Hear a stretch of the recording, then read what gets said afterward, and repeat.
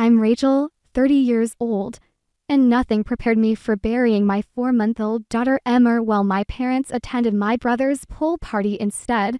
The tiny white casket, the flowers, the teddy bears, all witnessed by everyone except my own mom and dad, who decided Jason's backyard celebration was more important. In my grief-stricken haze, I made a promise at Emma's grave that day my parents would understand exactly what they'd done, and I would make absolutely sure they'd regret their choice forever. Where are you watching from today? Drop a comment below, hit that like and subscribe button, and join me for a journey through the most heartbreaking and eye-opening chapter of my life. Growing up in the suburbs of Atlanta, Georgia, I always felt like I was competing for attention I never quite earned. My parents, Linda and Robert, weren't abusive or cruel. Their neglect was subtle but persistent, especially when it came to comparing me to my younger brother Jason. He was their pride and joy from the moment he was born.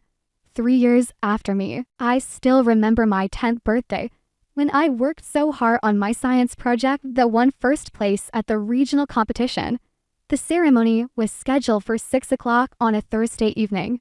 My parents promised they'd be there, but Jason had a little league game that ran late. They never showed up at my award ceremony. When I got home, clutching my blue ribbon, Mom just said, "That's nice, honey," while helping Jason clean his cleats. Dad didn't even look up from helping Jason practice his swing in the living room. This pattern continued throughout high school. I graduated as valedictorian, but my parents left right after my speech because Jason had a summer league game the evening.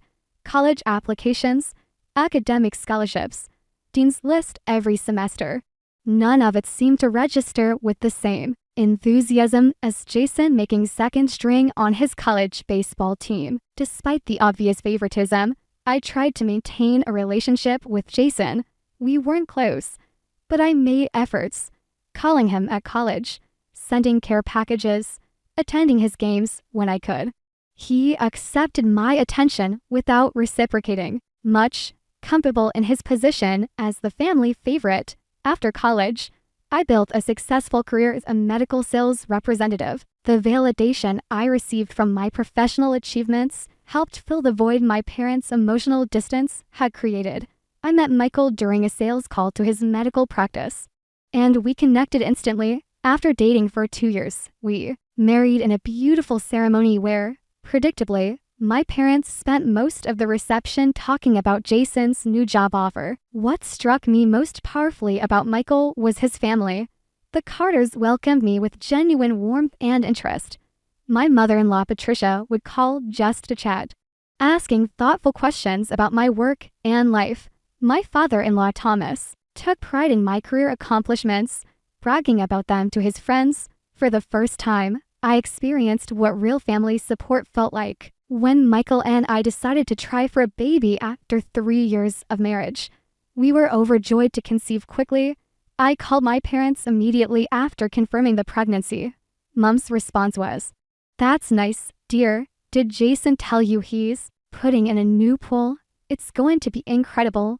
The whole neighborhood is talking about it." The contrast between our families continued throughout my pregnancy. Michael's parents threw us a beautiful baby shower, while mine attended briefly, bringing a generic gift card and spending most of the event showing people pictures of Jason's house renovations on their phones. Patricia helped us set up the nursery, spending weekends painting clouds on the ceiling and assembling furniture, while my parents declined our invitation to help because they were assisting Jason with picking out pool tiles. When Emma was born, 7 pounds, 3 ounces of absolute perfection with Michael's dark hair and my green eyes. The hospital room filled with Michael's family bearing gifts, taking turns holding her, and bringing us home-cooked meals. My parents visited for 30 minutes, took a few photos, then left because they needed to help Jason install new landscaping around his pool area. Still, those first 4 months with Emma were the happiest of my life. She was an easy baby with a sunny disposition.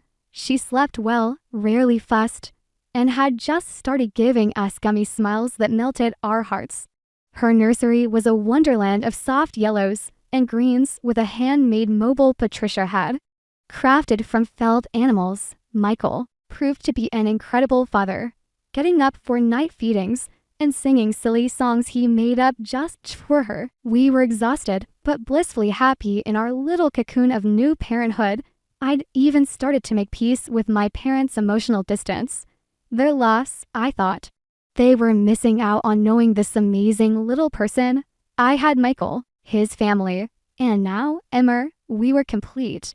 I had no idea how quickly and tragically everything would change. The morning it happened started like any other.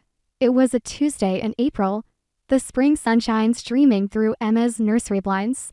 I'd fed her at 5 a.m., and she'd fallen back asleep easily.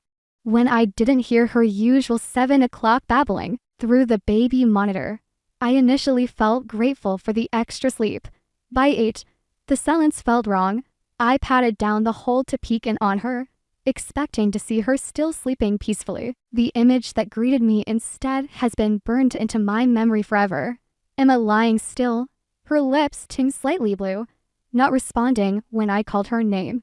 Everything after that exists in fragmented, nightmarish flashes, screaming for Michael, him rushing in, immediately beginning CPR while I called 911 with shaking hands, the paramedics arriving, their faces grim as they worked on her tiny body, the ambulance ride with Emmer, machines beeping, a kind paramedic holding my hand while Michael followed in our car. The emergency room was a blur of activity.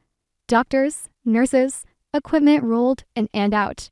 They worked on her for 45 minutes before the lead doctor approached us in the family waiting room. His face told me everything before he spoke a word. I'm so sorry. We did everything we could. Michael collapsed into a chair, his body shaking with silent sobs. I stood frozen, unable to process what I was hearing. This couldn't be real. We'd just put her to bed last night. She'd been perfectly healthy. How could she just be gone? The doctor explained in gentle terms. Sudden infant death syndrome, SIDS. The unexplained death of an otherwise healthy baby during sleep. He assured us we'd done nothing wrong. We'd followed all the safety guidelines for her crib. She'd been placed on her back, no blankets or toys nearby. Sometimes, he explained, it just happens, and medical science still doesn't fully understand why. The next few hours passed in a fog. We were led to a private room where they brought Emma to us. Wrapped in a hospital blanket, she looked peaceful, like she was sleeping, which somehow made it all the more impossible to comprehend. We held her, memorizing every feature of her perfect face, until we could no longer deny the reality that she was gone. I called my parents from the hospital, my voice breaking as I delivered the unthinkable news. Mom gasped and said all the expected things. Oh my God, and I can't believe it, and we're so sorry. Dad got on the line too, sounding genuinely shaken. They promised to come right over.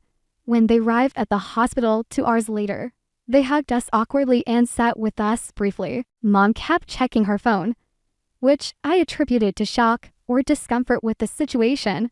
As they were leaving, Mom mentioned something that didn't fully register at the time. This is such terrible timing. Jason's big pool party is this weekend. He's been planning it for months to show off the finished project. I nodded absently, unable to care about anything as trivial as a pool party in that moment.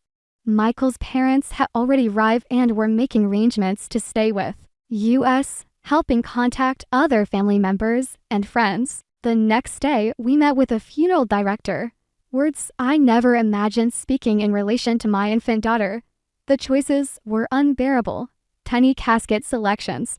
What outfit she should wear for eternity. What music should play as we said goodbye to a life barely begun. Michael's mother held my hand through all of it while his father handled the paperwork. My parents called to say they were too emotional to participate in the planning, but would contribute financially. The funeral was scheduled for Saturday, 4 days away. I called my parents the evening to confirm the details, expecting them to rearrange any plans they had. Mom sounded distracted on the phone. Saturday at 11. Got it. We'll try to be there. What cemetery did you decide on? Her phrasing struck me as odd. Try to be there. What could possibly be more important than their granddaughter's funeral? What do you mean? Try? I asked. Well, it's just that Jason's pool party is Saturday afternoon. We promised we'd help him set up in the morning. I thought I must have misunderstood, but you'll come to the funeral first, right? Jason can wait a few hours. The pause before she answered was too long. Let me talk to your father about it. We'll figure something out. I hung up feeling uneasy, but pushed the concern aside. Surely, my parents wouldn't miss Emma's funeral for a pool party. Not even they could be that callous. I focused instead on getting through each painful hour, leaning heavily on Michael and his parents for support. 2 days before the funeral, my phone rang with my mother's ringtone. I answered immediately, assuming she was calling about funeral arrangements or to offer support. Rachel, honey, I wanted to talk to you about Saturday, she began, her voice carrying that false brightness she used when delivering disappointing news. Your father and I have been discussing it, and we think we'll have to miss the funeral. For a moment, I couldn't process what she was saying. Miss it? What do you mean? Well, Jason's pool party starts at 2. But we need to be there by 9 to help set up. It's his big reveal after months of work, and all his friends and neighbors will be there. He's counting on us. The blood drained from my face. Mom, Emma's funeral is at 11. Your granddaughter's funeral? I know, sweetie. And we're just heartbroken about Emma, truly. But Jason has been planning this for so long, and he's put so much money into this pool. He'd be devastated if we canceled on him now.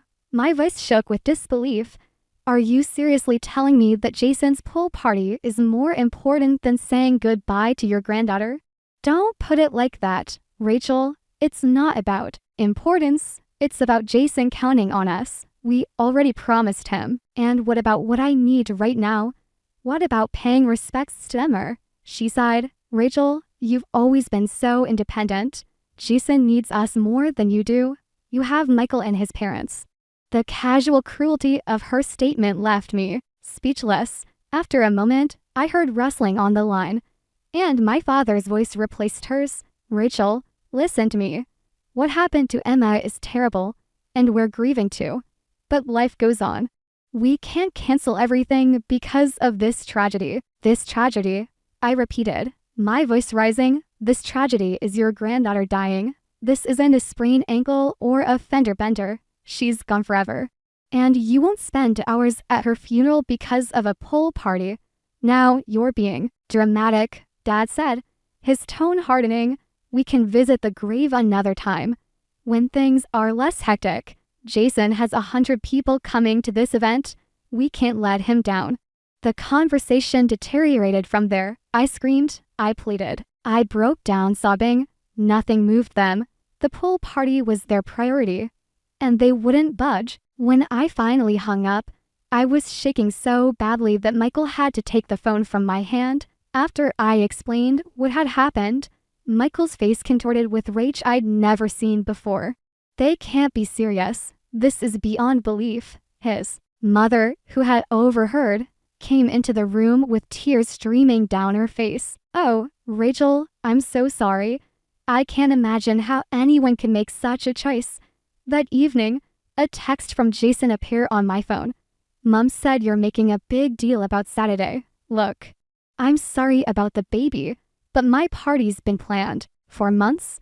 They'll be at your sad event another time. Don't guilt trip them. The callousness of referring to my daughter's funeral as a sad event sent me into another tailspin of grief and anger. I showed the text to Michael, who nearly threw my phone across the room in fury. I reached out to my Aunt Catherine, my mother's sister, hoping she might intervene. Her shock matched our own. Rachel, I can't believe Linda would do this. Let me talk to her. She called back hours later. Defeated. I'm so sorry. She won't budge. Robert and she insists they've already committed to Jason. I'll be at the funeral, honey. So will Uncle Jim.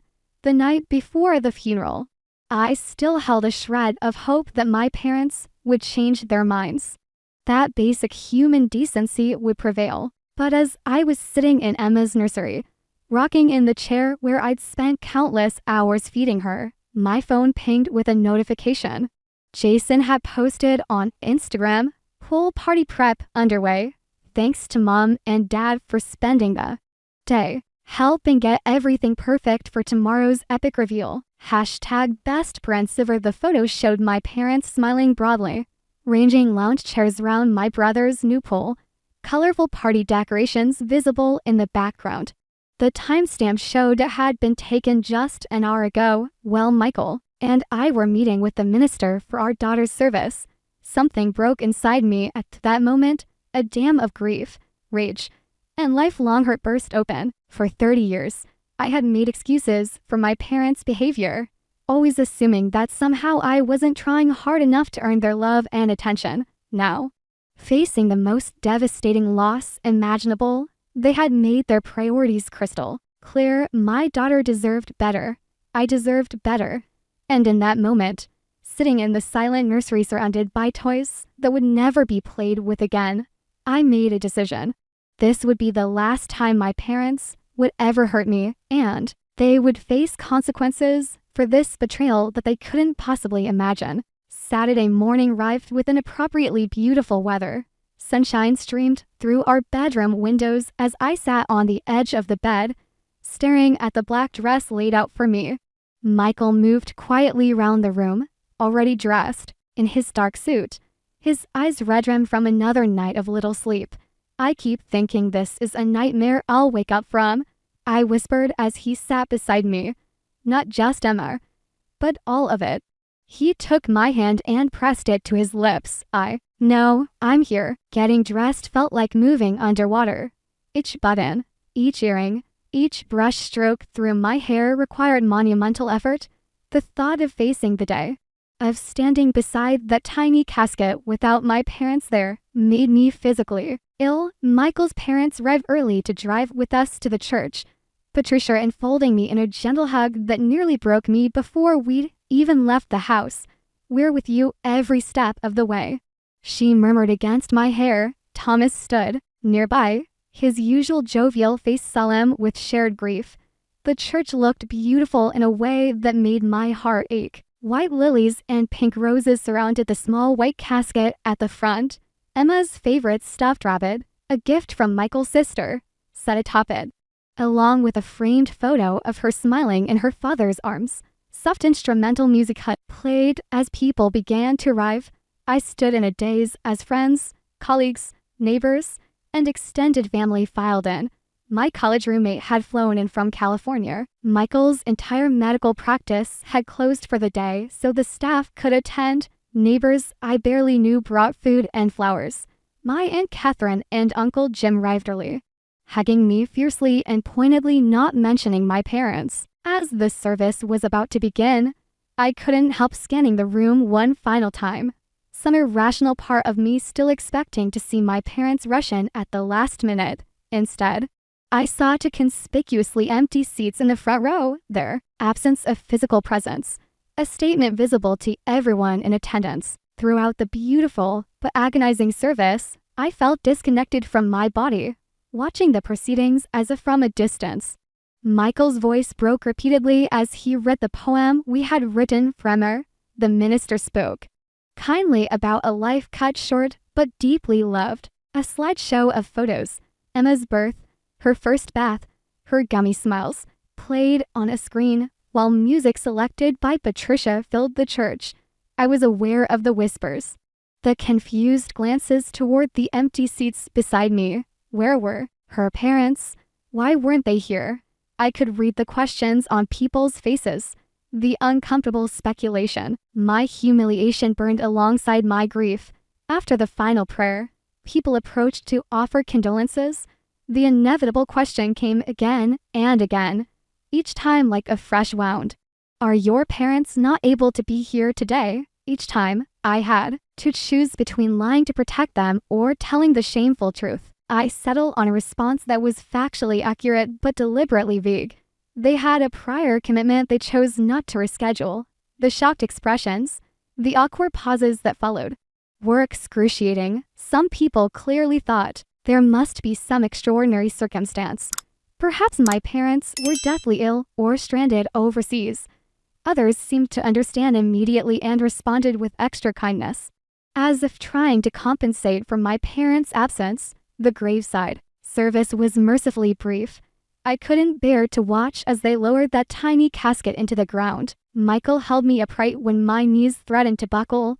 His parents stood on my other side, a physical barrier between me and the curious stares of other mourners. Afterward, people gathered at our home. Michael's mother had coordinated with friends to arrange food and drinks. The house filled with a low murmur of conversation, occasional tearful laughter at a shared memory, the clink of glasses and plates. I moved through it all like a ghost, accepting hugs, nodding at condolences, unable to eat a single bite. Throughout the afternoon, I kept checking my phone. No messages from my parents, no calls, not even a text asking how the service had gone. As evening approached and guests began to leave, I made the mistake of checking Instagram. Jason had posted a series of photos from his pool party. Music, drinks, dozens of people lounging round the new pool, and there were my parents in several shots, smiling broadly, helping serve food, toasting with champagne, not a hint of grief or conflict on their faces. The caption read, "Best pool party ever. Thanks Mom and Dad for making it perfect. #blessed. Michael found me sobbing in our bedroom, clutching my phone. When I showed him the photos, his face hardened with anger I'd rarely seen. They're posting party pictures during our daughter's funeral. This is beyond comprehension. His mother appeared in the doorway, concern etched on her face. When she saw the photos, she sat beside me and took the phone gently from my hands. Oh, Rachel, I don't even have words. I've spent my whole life making excuses for them, I said through tears, telling myself that if I just achieved more, if I was more understanding of Jason's needs, if I didn't make such a fuss, they would love me the way they love him. But this, Thomas joined us, placing a supportive hand on Michael's shoulder. Some people don't deserve the title of parent, much less grandparent, he said quietly. After everyone had gone, Michael and I sat in Emma's nursery, surrounded by the remnants of our brief time with her. The mobile Patricia had made turn slowly in the gentle breeze from the window. Emma's clothes still hung in the closet, her diapers still set stacked on a changing table. I can't do this anymore, I said finally, my voice steady despite the tears still streaming down my face. I can't keep trying with them. Not after this. Michael nodded, taking my hand. Whatever you decide about your relationship with them, I support you completely. That night, I made a silent promise to Emma as I finally fell into exhausted sleep. I would no longer accept scraps of attention from people who had proven, in the most painful way possible, that I would always come second, and somehow, I would make sure they understood exactly what they had done. The week after Emma's funeral passed in a blur of paperwork, thank you notes for funeral attendees, and the overwhelming task of trying to find a new normal in a world without our daughter. Michael returned to work part-time, needing the structure and purpose his medical practice provided. I took extended leave from my sales position, unable to imagine making cheerful pitches to doctors about medical devices when my world had collapsed. 7 days after we buried Emma, my phone rang with my mother's number. I stared at it for several rings before answering, my heart pounding with renewed anger. Hello? I kept my voice neutral. Rachel, it's Mom. We were thinking of stopping by this afternoon to see how you're doing. The casual tone, as if we'd simply missed connecting at a social event rather than them skipping their granddaughter's funeral, left me momentarily speechless. That won't work for me, I finally managed. Oh, she sounded genuinely surprised. Well, how about tomorrow then? We could bring lunch. No, Mom, I don't want to see you or Dad. Not tomorrow. Not next week. There was a pause before she responded, her voice taking on the injured tone I knew so well. Rachel, I understand you're grieving, But that's no reason to shut out family. We're hurting too. You know, hurting, I repeated, my voice rising despite my resolve to stay calm. You were partying while we buried Emmer. You were posing for pictures with drinks while I watched them put my baby in the ground. Now, that's not fair. Jason's event was planned months in advance. We explained that to you. You don't get it, do you? Nothing was more important than being there that day. Nothing. We've always been there for you, Rachel. I don't know why you're being so dramatic about this one thing. My daughter's funeral reduced to one thing they'd missed, like a school play or dinner invitation. I have to go, I said, unable to continue the conversation without completely breaking down. Rachel, wait. I hung up and blocked both their numbers. Over the next few weeks, the pattern repeated itself. My parents tried to contact me through different means, emails, messages through Michael, even showing up at our house unannounced one Sunday afternoon. Each time, I refused to engage. Michael supported my decision completely, running interference when necessary. Meanwhile, extended family members began reaching out. Having heard different versions of what had happened, Mai and Catherine called, horrified after seeing Jason's pool party photos dated the same day as Emmer's funeral. Rachel, I had no idea they actually went through with the party. I thought maybe they'd stop by the funeral briefly and then go to Jason's later. This is unconscionable. Other relatives expressed similar shock. My cousin Megan, who had attended the funeral, was particularly outraged. Everyone was asking where they were. I was so embarrassed for you, having to make excuses for them. I hadn't made excuses, but it was telling that she assumed I had. That had been my pattern for 30 years. Cover for my parents, rationalize their behavior, protect them from judgment. Not anymore. At Michael's insistence, I started seeing a therapist specializing in both grief counseling and family trauma. Dr. Winters helped me work through not just the acute pain of losing Emma, but the lifelong pattern of emotional neglect I'd experienced. What you're describing is a lifetime of being treated as less important, less valuable than your brother, she observed during one session. The funeral incident wasn't an anomaly. It was simply the most extreme example of a pattern that's existed your entire life. Working with her, I began to see how I'd normalized behavior that was anything but normal.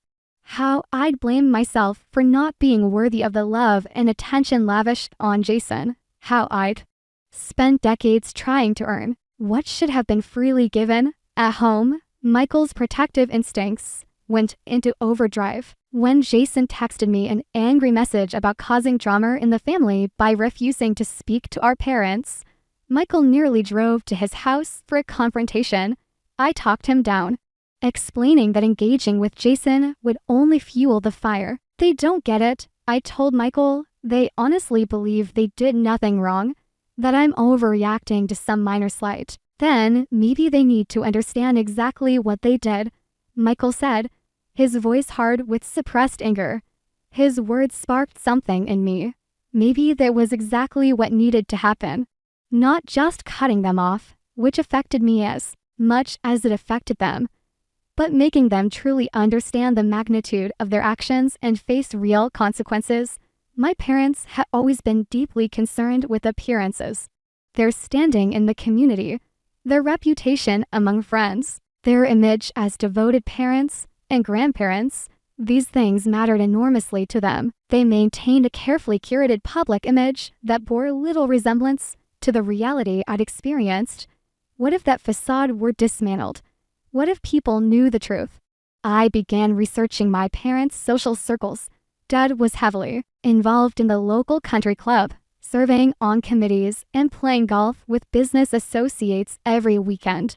Mom volunteered with several prestigious community organizations and prided herself on her position as treasurer of her garden club. They hosted dinner parties for their influential friends and made donations to the right charities. Image was everything.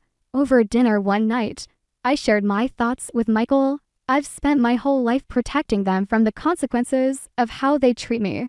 What if I stopped doing that? Michael set down his fork, giving me his full attention. What are you thinking? I'm thinking about truth, about letting people see who they really are. For the first time since Emma died, I felt a sense of purpose cutting through the fog of grief.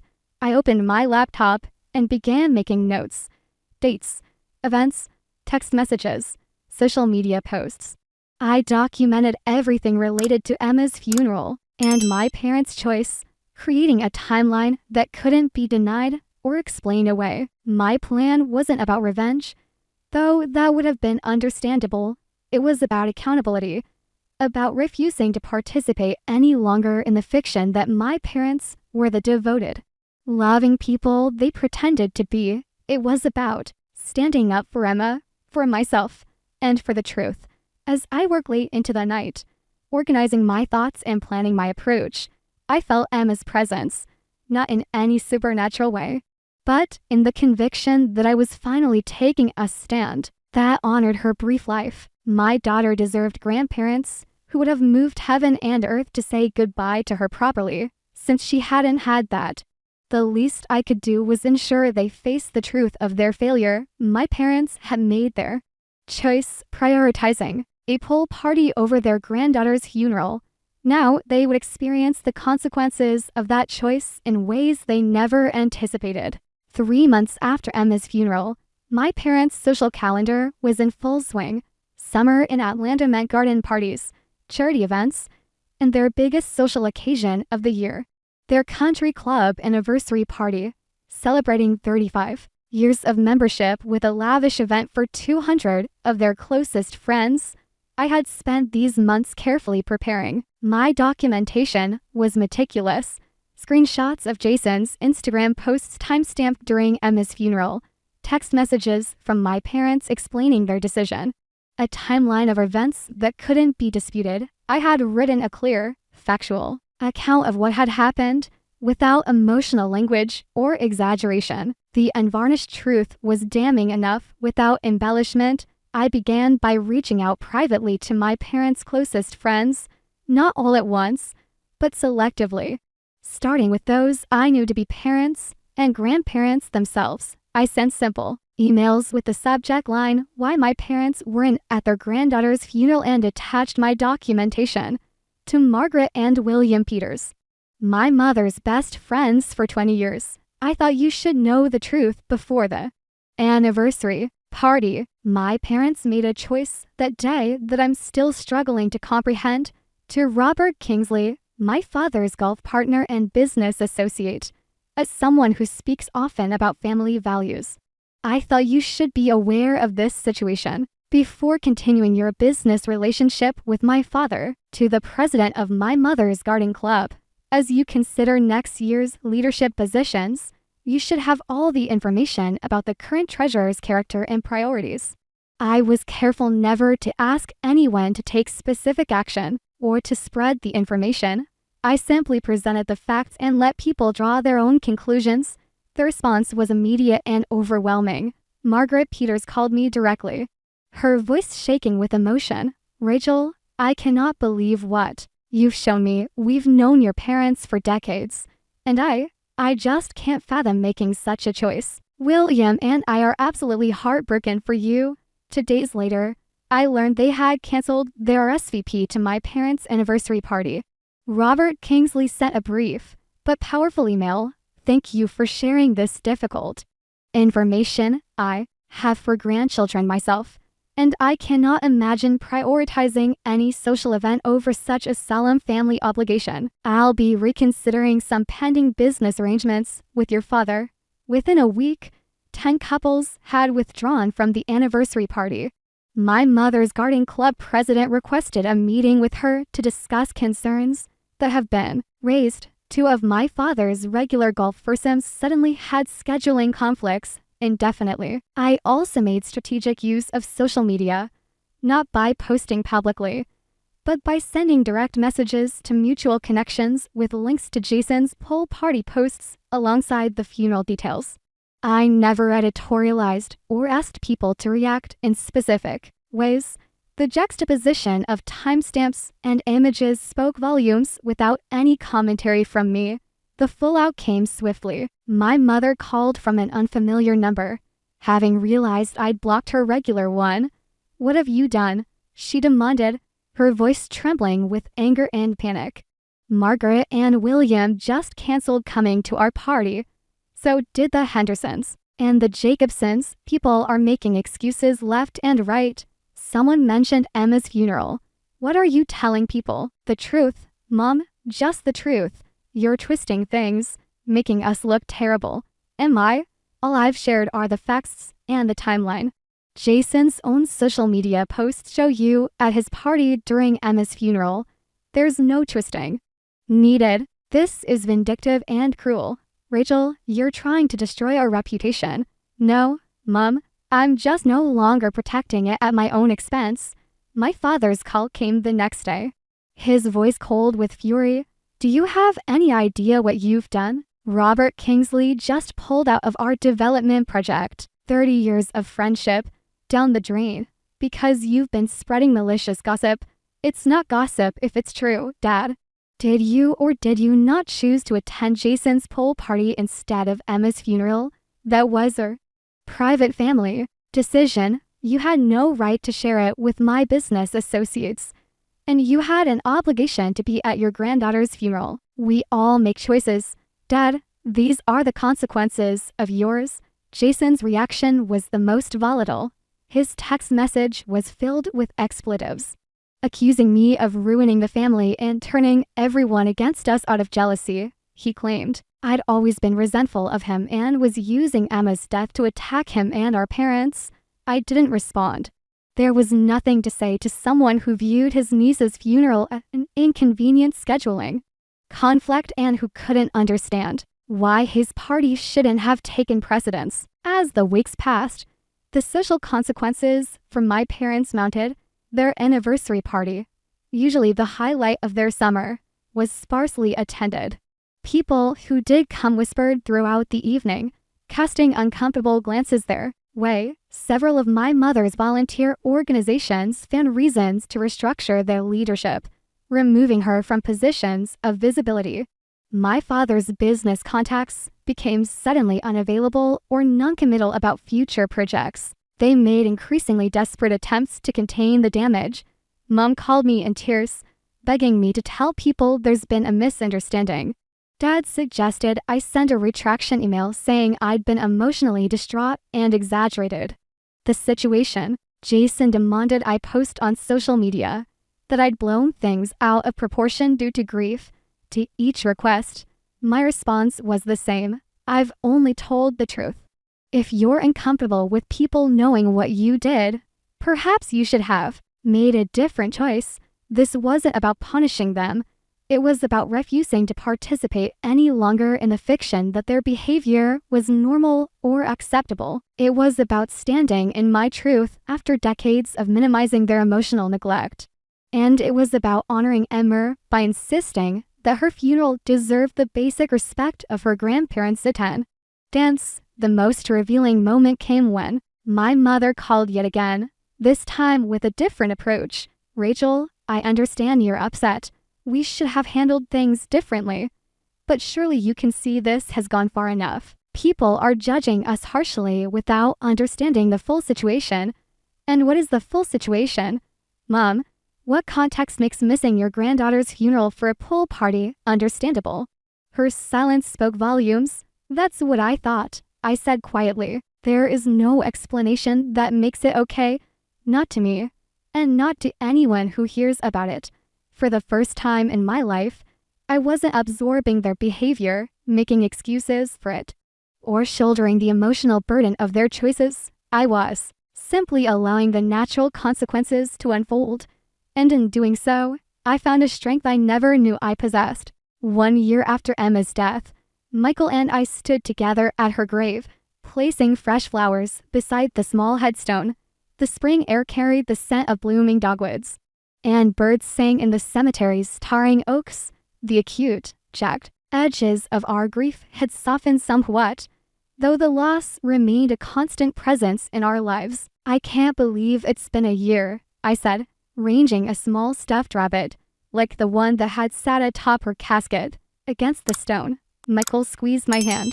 She would have been walking by now, maybe saying a few words. The thought brought fresh tears. But they came more gently now. We had learned to carry our grief, to integrate it into our lives rather than being consumed by it. Therapy had helped, as had the unwavering support of Michael's family and our friends. We had established a small foundation in Emma's name too. Fund Sid's research, channeling our pain into purpose. My relationship with my parents had undergone a seismic shift. 3 months after I began sharing the truth about their absence at Emma's funeral, they had finally requested a meeting, not at our house, but at a neutral coffee shop. As if we were business associates rather than family, they arrived looking noticeably different. My father had lost weight, and my mother's usual impeccable appearance seemed slightly disheveled. The social consequences of their actions had clearly taken a toll. "Thank you for meeting with us," my father began formally. "We've had a lot of time to reflect on what happened last year." My mother nodded, unusually subdued. "We made a terrible mistake, Rachel. We should have been at Emma's funeral. Nothing was more important than that." I studied their faces, looking for sincerity. "What made you realize that?" "The fact that people now know who you really are, or genuine regret." My father shifted uncomfortably. "Does it matter? We're acknowledging we were wrong." "It matters to me," I said firmly, "because this isn't just about Emma's funeral. It's about a lifetime of making me feel less important, less worthy of your attention and love than Jason." The funeral was just the most extreme example. My mother's eyes filled with tears. "We never meant to make you feel that way. Jason just needed more. He wasn't as self-sufficient as you." "That's not an excuse. That's exactly the problem. You saw my independence as a reason to ignore me, not as something to celebrate or nurture." For the first time, they seemed to actually listen. The conversation was painful but necessary, covering decades of hurt and neglect. No single meeting could resolve everything, but it was a start. The first time I'd spoken my truth without filtering it to protect their feelings. At the end, I laid out my terms for any potential reconciliation, a public acknowledgement of their absence at Emma's funeral and their regret for that choice, a substantial donation to our Sid's Research Foundation, and family counseling if we were to have any relationship moving forward. To my surprise, they agreed. 2 days later, my father posted a brief but direct statement on his social media accounts, acknowledging their profound regret for choosing not to attend our granddaughter Emma's funeral and announcing a donation to the foundation. It wasn't perfect, but it was honest. Probably the most honest public statement they'd ever made. Jason remained distant and angry, unable to accept any responsibility for his role in the situation. He continued to view himself as the victim, telling mutual acquaintances that I had manipulated the situation to turn our parents against him. I let go of any expectation that he would ever understand or change. Standing at Emma's grave a year after her death, I reflected on how much had changed, not just in my relationships, but in me. For the first time in my life, I was setting boundaries based on what I deserved rather than what would keep the peace. I was no longer contorting myself to fit into the narrow space my parents had allocated for me in their lives. Michael and I had spent hours discussing whether to try for another child. The decision was complicated by grief, fear, and hope in equal measure. After much consideration and therapy, we had decided to try again. The positive pregnancy test 3 weeks earlier had brought a complex mixture of emotions, dripping with anxiety, excitement shadowed by the fear of another loss. "Emma will always be our firstborn," Michael said now, as if reading my thoughts. "This new baby won't replace her." "I know," I nodded, placing my hand over my still flat stomach. "But she helped me become the mother I want to be for her memory and for this baby." My relationship with my parents had settled into something civil, but fundamentally changed. We saw them occasionally, always in public settings, or with Michael's family present. They were careful now, almost walking on eggshells around me, self-conscious that I would no longer accept scraps of attention or dismiss hurtful behavior. When we announced the new pregnancy, their response was appropriately enthusiastic and focused, without mentions of Jason or his latest projects. Whether this represented genuine growth or simply a fear of further social consequences, I couldn't be sure. But I no longer needed their approval or validation to feel whole. The most profound change was in my understanding of family itself. Blood relations weren't automatically entitled to unconditional love and acceptance. Family was defined by actions, by showing up, by choosing to be present for both joys and sorrows. Michael's parents had embodied this truth, standing beside us through the darkest moments of our lives. As we prepared to leave the cemetery, I placed one last kiss on my fingertips and pressed them to Emma's headstone.